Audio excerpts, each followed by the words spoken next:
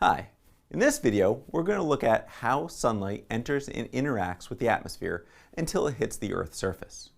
By the end of this video, you should be able to identify the processes by which solar energy interacts with the Earth's atmosphere. You should be able to describe how light is attenuated. And finally, you should be able to define full sunlight and how to calculate hours of full sun.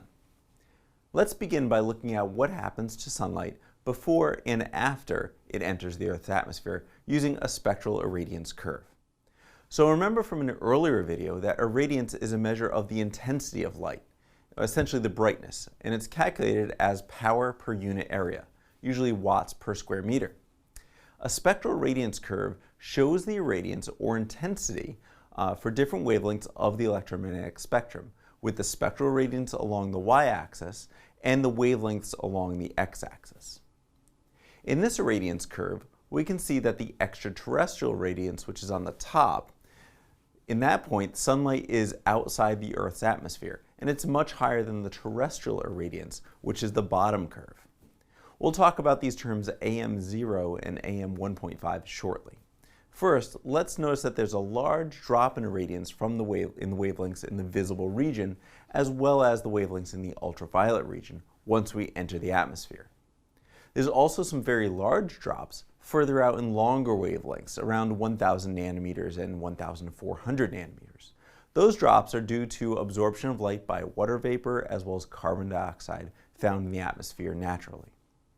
That overall drop in irradiance in the visible part of the spectrum is the most important though, because these are the wavelengths that solar photovoltaics are sensitive to and use for converting sunlight to electricity.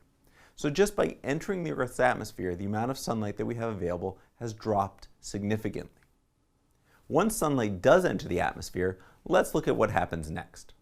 There are three processes that can take place once sunlight enters the atmosphere. First, sunlight may be absorbed, converted, and retransmitted as lower energy radiation with longer wavelengths, such as infrared light.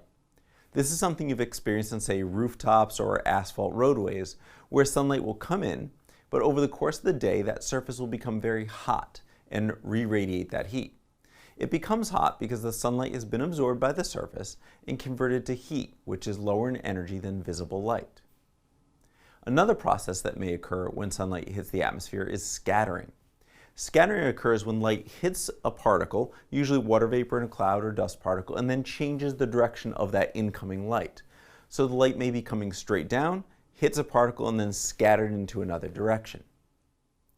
The last process that may occur for sunlight is reflection. Reflection is where sunlight changes direction by 180 degrees and is re-reflected back out from the Earth's surface. So it might occur where light could be scattered again, or it may exit the atmosphere completely back into space. This happens when sunlight hits reflective surfaces like oceans, sometimes sand, and very, very importantly, snow and ice. That reflection of sunlight actually decreases some of the heating that would otherwise occur on the Earth's surface. It's something to consider as we lose glaciers and ice caps due to overall climate change. Now that we have explored these three processes, let's look at further about the form of radiation that reaches the Earth's surface. Some light reaches the surface as diffuse radiation. Diffuse radiation is when light gets scattered and does not come straight down, like what we see on, say, a very cloudy day. There's still light outside, so you can see, but it's gray and not very bright, because it's been scattered by the clouds and indirectly reaching the ground. The other way that light makes it to the ground is through direct radiation, where all the solar radiation starts as direct above the Earth's atmosphere, and even after it passes through the Earth's atmosphere, it's still directly radiating. It only reaches the ground when there are no particles in the way of that incoming light. Direct radiation is ideal for silicon photovoltaics and is required for concentrated photovoltaics and usually tracking systems. These systems work best when there's a cloud-free and dust-free atmosphere. If you sum the direct and the diffuse sunlight, you get what's called the total global radiation, or the amount of light that's actually available on the Earth's surface. Now there's one other piece that goes into how much irradiance or brightness that we have, and that's called air mass. Air mass is a source of light attenuation, or a decrease in intensity, as sunlight passes through the atmosphere. There are particles in the atmosphere, water vapor, dust particles, and whatnot that absorb some of that sunlight. If there's more atmosphere for the light to go through, the more of that light is going to get attenuated or be absorbed. This thickness of air is constantly changing due to Earth's orbit around the sun, the tilt of the Earth, and the time of day which the sunlight has to go through the Earth's atmosphere. This is because as the height and the angle of the sun changes, there's more or less particles or mass of air for that sunlight to go through. That value, the air mass, or AM, accounts for the atmospheric thickness. AM0 is considered the air mass in outer space where there's no atmosphere and hence a zero term. AM1 is when the sun is directly above us at solar noon. AM1.5 is the common value used in calibration and rating systems. Well, where do these values come from? The sun is at an angle above the horizon and appears like a hypotenuse on a triangle. The longer the diagonal path, the more air that the sunlight has to go through, which attenuates the irradiance. It's something we can calculate using the elevation angle. So as a refresher, that elevation angle is the angle between the horizon and the sun.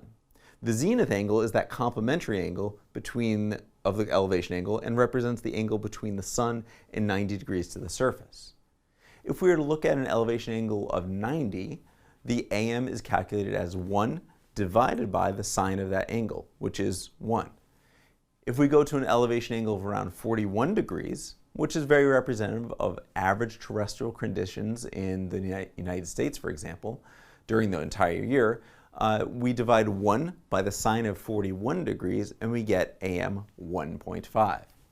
If we went to AM2, that would be 30 degrees above the horizon, and AM3 would be less than 20 degrees above the horizon. So in those cases, there's a lot more atmosphere that the sunlight has to go through before it reaches the Earth's surface.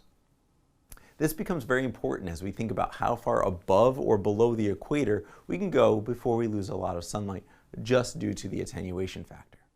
So AM 1.5 is the standard value that's used in rating systems and predicting photovoltaic output, although it does change based on location and time of year. So while we can acknowledge that sunlight intensity constantly changes, we still need some sort of standard for evaluating typical intensity and model the power output for photovoltaic systems. So that standard for brightness has been defined as 1,000 watts per square meter. This is generally a good value for the globe on a bright sunny day. However, it's not typical that we actually get a full 1,000 watts per square meter at any point of the day, except maybe on a full summer solstice day with very low humidity. Still, it's something that we can use as a standard, and we reviewed that standard test condition in the first course. So what can we do with that 1,000 watts per square meter value, and how can we use it to relate what we have on Earth to the global standard for brightness? Well, the terms that we use are full sun and full sun hours. Full sun is the standard 1,000 watts per square meter, and it's what's used to rate photovoltaic output. This is done by irradiating a panel with 1,000 watts per square meter brightness and measuring the electrical output from that panel. In the field, though, the brightness is variable and typically less than the standard.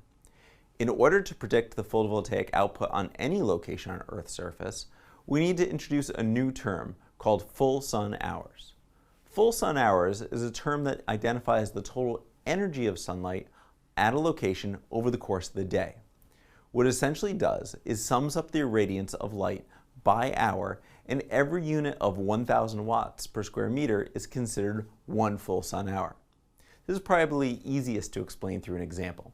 Suppose that the sunlight we're receiving in a location is 700 watts per square meter for 6 hours of the day. Clearly, it's never reached the standard 1,000 watts per square meter at any one time, but there's still solar energy there that could be used to produce photovoltaic electricity. We need a way to put this into a relatable value to our standard sunlight. If the sunlight brightness was 700 watts for 6 hours, multiplying those two factors together, we get 4,200 watts per watt hours per square meter. We take that 4,200 watt hours per square meter and divide it by 1,000 watts per square meter standard, and we get a total of 4.2 full sun hours. So while the sunlight was out for 6 hours, we actually get 4.2 full sun hours, or 4.2 hours of sunlight at 1,000 watts per square meter. We can take that value and compare the total output energy for our photovoltaics to the total energy input to be able to size our system. In subsequent lessons, we'll look at how to obtain irradiance data for any location on the Earth's surface. If we want to visualize what these full sun hours look like, we can look at an irradiance chart of sunlight over the course of a day. If we start in the east and look at the sun as it goes through the west. In the middle, where the sun is at its maximum azimuth angle of 180 degrees, which is direct due south, we can see the sun going from sunrise to sunset. And also notice that the irradiance is constantly changing as the sun goes up and down in elevation over the course of the day. And in fact, the area under that curve equates to the total solar irradiance, and it's constantly changing. If we add up all those little bits of irradiance and multiply by the time for which we've measured that irradiance, we get the total energy.